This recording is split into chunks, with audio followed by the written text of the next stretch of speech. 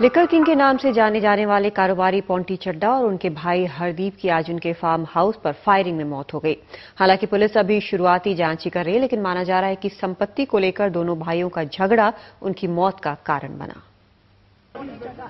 लंबे चौड़े इलाके में फैले इस फार्म हाउस से पहले फायरिंग की आवाज आई और फिर बुरी खबर। फार्म हाउस में रहने वाले हरदीप और उनके भाई पोंटी चड्ढा की गोली लगने से मौत हो गई। पोंटी चड्ढा को 12 गोलियां लगीं और हरदीप को 4 गोलियां। Can you please come on now? There is no further answer that I can give you. There is no further answer. There is no further answer. I am just going to give you the letters, which will tell you that Mr. Chadha has brought here at this time. That's it. Please come on now. जमीन जायदाद के झगड़े को लेकर पोंटी और हरदीप के बीच आज meeting हो रही थी। मीटिंग में ही बात इतनी बिगड़ी कि गोलियां चल गईं। दोनों तरफ से फायरिंग हुई और दोनों भाइयों को गोलियां लगीं। हरदीप की मौके पर ही मौत हो गई, जबकि पोंटी ने अस्पताल में दम तोड़ा। यहाँ पर जो वाकया हुआ है उसमें 2 ब्रदर्स हैं, गुरदीप एलियास पोंटी चड्ढा और हरदीप एलियास गुरनाम। उन दोनों की मृत्यु हो गई है।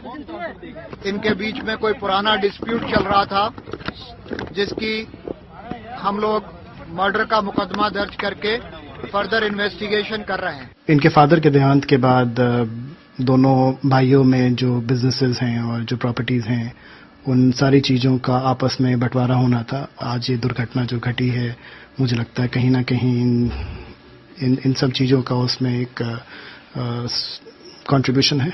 फायरिंग में जख्मी एक सुरक्षा कर्मचारी अस्पताल में दाखिल है। पोंटी चड्ढा बेशुमार दौलत के मालिक थे। इतनी दौलत कि अगर उसको 3 भाइयों में बांटा जाता तो उसका हिसाब किताब रखना भी मुश्किल पड़ जाता।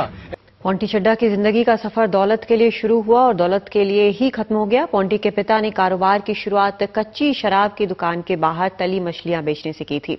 पोंटी ने इसे हजारों दौलत पहले उनके लिए बदनामी का सबब बना और आखिर में मौत की वजह भी। नैनीताल के रामनगर कस्बे में पोंटी के पिता कुलवंत सिंह ने कच्ची शराब की एक गुमटी खोली, जिसके बाहर वो मछलियां तल के बेचते। कुछ दिन बाद उन्होंने गन्ने का एक क्रशर लगाया। कारोबार बढ़ता गया। बाद में वो कुमाऊं में शराब के ठेके लेने लगे। फिर पूरे उत्तराखंड में उनका ठेका हो गया। पोंटी ने बड़े होके शराब के कारोबार के अलावा तमाम तरह के कारोबार कायम किए। की तरक्की में सत्ता से उनके रिश्तों का सबसे बड़ा रोल था। जाते थे मायावती की हुकूमत में यूपी का शराब का तकरीबन सारा कारोबार उनके पास था। उन्होंने 11 चीनी मिलें उन्हें मामूली दाम पे बेच दी, लेकिन समाजवादी सरकार आने पे वो उसके भी करीबी माने जाने लगे। यूपी के 6 wave malls 15 lakh square kilometre में फैले हुए हैं। इसके अलावा उनके यूपी, उत्तराखंड, पंजाब, हिमाचल और राजस्थान में शराब के ठेके, यूपी पंजाब में 12 शुगर मिल्स, यूपी और उत्तराखंड में 2 paper mills, UP, Punjab, Haryana और राजस्थान में विशाल रियल एस्टेट बिजनेस, पंजाब में 2 कोका कोला बॉटलिंग प्लांट और फिल्मों के प्रोडक्शन और डिस्ट्रीब्यूशन का भी काम था। पोंटी की तमाम बदनामियों के बीच एक चीज कम लोग जानते हैं कि वो 1000 गरीब परिवारों का खर्च उठाते थे। उनके जाने से उनका भविष्य भी अधर में पड़ गया। किसी ने कहा है कि ये दबदबा, ये हुकूमत, ये नशा, ये दौलत सब किराएदार हैं, घर बदलते रहते हैं। कल जो उनका था आज किसी और का हो गया। साथ लेके कुछ नहीं आए थे तो साथ लेके क्या जाते। दिल्ली के छतरपुर फार्म हाउस में हुई गोलीबारी में पोंटी चड्ढा और हरदीप की हत्याकांड में पुलिस ने अपनी जांच तेज कर दी। अब तक की जांच से जो निकलकर सामने आ रहा है, उसके मुताबिक पोंटी अपने साथियों के साथ फार्म हाउस पहुंचा और हरदीप के आदमियों को वहां से बाहर निकालने लगा। तभी करीब 12 बजे वहां हरदीप भी अपने आदमियों के साथ पहुंचा और उसके बाद उसने गोलीबारी शुरू कर दी। क्यों हुआ ये विवाद और अब तक क्या क्या जानकारी पुलिस तक है, जानने के लिए चल रहे हैं संवाददाता मुकेश सिंह सेंगर के पास। मुकेश, कहां तक पहुंची है ये जांच? देखिए महराज, जो हरदीप और पोंटी चड्ढा का जो मर्डर हुआ है उसमें अब जो तस्वीर है जांच की वो काफी हद तक साफ हो गई है। जो पूरा सीक्वेंस है वो ये है कि सुबह करीब 10:30 बजे पोंटी चड्ढा अपने लोगों के साथ में, जिसमें कि उत्तराखंड के जो माइनॉरिटी कमीशन के जो चेयरपर्सन है सुखदेव और उनका जो पीएसओ है उत्तराखंड पुलिस का, इन लोगों के साथ में वो सुबह 10:30 बजे जो 42 नंबर का फार्म हाउस है वहां पर पहुंचे और वहां पर उन्होंने हरदीप के लोगों को बाहर निकाल दिया और वहां पर जबरन कब्जा कर लिया फार्म हाउस में। उसके बाद जो हरदीप के जो सिक्योरिटी गार्ड और जो वर्कर थे फार्म हाउस में, उन्होंने हरदीप को फोन किया। हरदीप उस वक्त नोएडा में थे। हरदीप ने अपने लोगों को लेकर करीब 12 बजे वो फार्म हाउस में पहुंचे और जैसे ही गेट खुला तो गेट पर ही फायरिंग हुई। सबसे पहले हरदीप ने पोंटी चड्ढा की कार में गोली मारी और उसके बाद जो नरेंद्र उनके मैनेजर है पोंटी चड्ढा के, उनको गोली मारी और उसके बाद फिर पोंटी चड्ढा को गोली मारी। उसके बाद जो गाड़ी में सुखदेव बैठे थे, सुखदेव को भी गोली मारने की कोशिश की, लेकिन जो सुखदेव का जो पीएसओ है, जो उत्तराखंड पुलिस का है, सचिन त्यागी, उसने अपने जो सुखदेव है उनके बचाव के लिए जो हरदीप है उनको गोलियां मारी। तो इस तरह इस गोलीबारी में हरदीप और जो पोंटी चड्ढा है उनकी गेट पर ही मौत हो गई। जो गेट था फार्म हाउस का, फार्म हाउस के अंदर फायरिंग नहीं हुई है, गेट के बाहर फायरिंग हुई है, ये तस्वीर साफ हो गई है। और जो नरेंद्र मैनेजर है वो फिलहाल इंजर्ड है। तो पुलिस ने वहां से 2 पिस्टल बरामद की है। इसके अलावा जो एक कार्बाइन है 9mm की, जो कि उत्तराखंड के जो पीएसओ है सचिन त्यागी, जो पीएसओ है उत्तराखंड पुलिस के, उनसे बरामद की है। और फिलहाल इस पूरे मामले की जांच की जा रही है। जहां तक इस मामले में गिरफ्तारी की बात है तो शायद गिरफ्तारी कोई भी ना हो, क्योंकि जो सचिन त्यागी जो पीएसओ है उत्तराखंड पुलिस के, उन्होंने जो गोली चलाई है वो अपने जो उनके ऑफिसर थे उनके बचाव में चलाई है। और ऐसे में गिरफ्तारी होना लगता है कि शायद कोई भी मामले में गिरफ्तारी नहीं होगी, लेकिन फिर भी पुलिस पूरे मामले की जांच कर रही है। इसके अलावा जो पंजाब पुलिस के 3 पीएसओ हैं जो उस वक्त ड्यूटी पर थे हरदीप के साथ में, उनसे भी पुलिस पूछताछ कर रही है। तो कई आई विटनेस के बयान लिए जा रहे हैं और जो साथ में वहां पर लोग थे उन सभी के बयान लिए जा रहे हैं।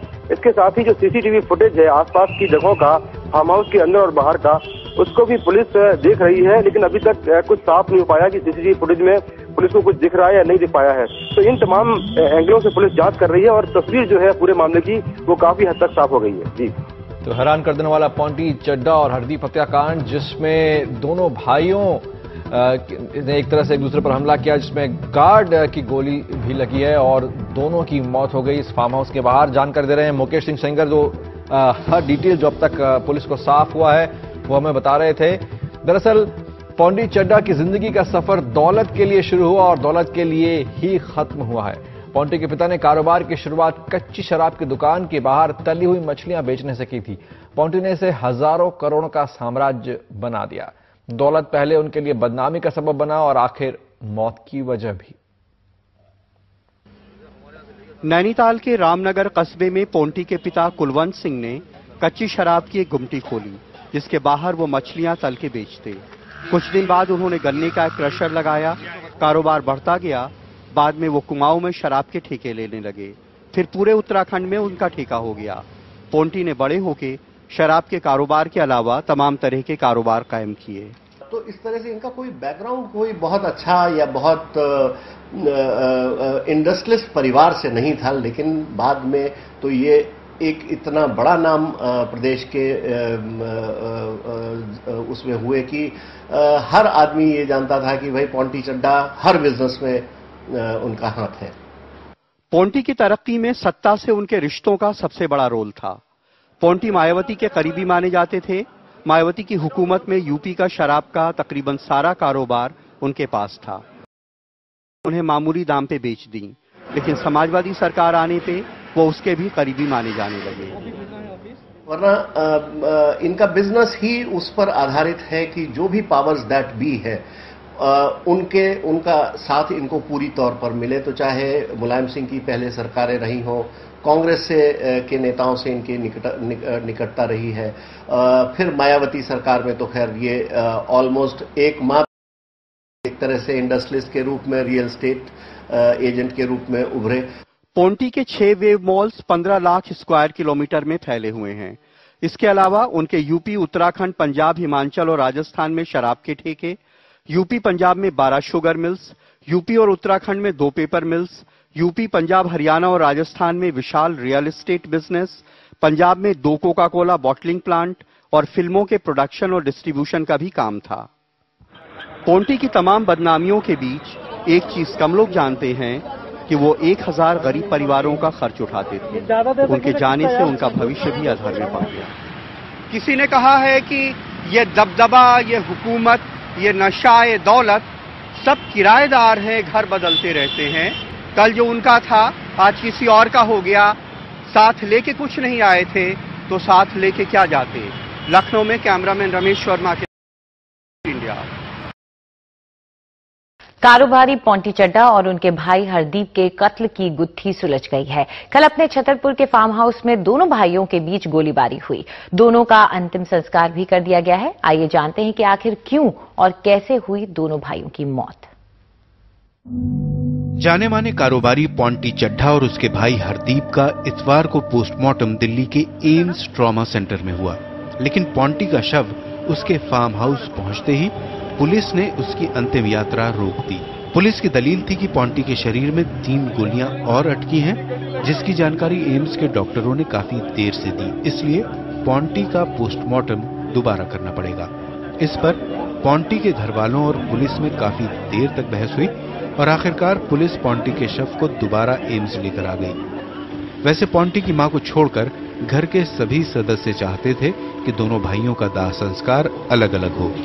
इससे पहले दिल्ली के छतरपुर इलाके के 23 एकड़ में फैले पोंटी के इस आलीशान दोनों की मौत की खबर सुनते ही रिश्तेदारों और दोस्तों की भीड़ जुटनी शुरू हो गई। मेरी आखिरी बात हरदीप जी से अराउंड 12:15 हुई है, 12:15 के लगभग हुई थी और उस समय वो यही कह रहे थे कि जो हमारे फार्म हाउसेज हैं और प्रॉपर्टीज हैं उनमें हमें कुछ केस अब डालना पड़ेगा जिससे कि हम स्ट्रांग हों और एक उन्होंने 100 नंबर या पुलिस में भी कंप्लेंट किया होगा जहां तक उनको लग रहा था कि उनको कहीं बेदखल ना कर दिया जाए किसी भी चीज से।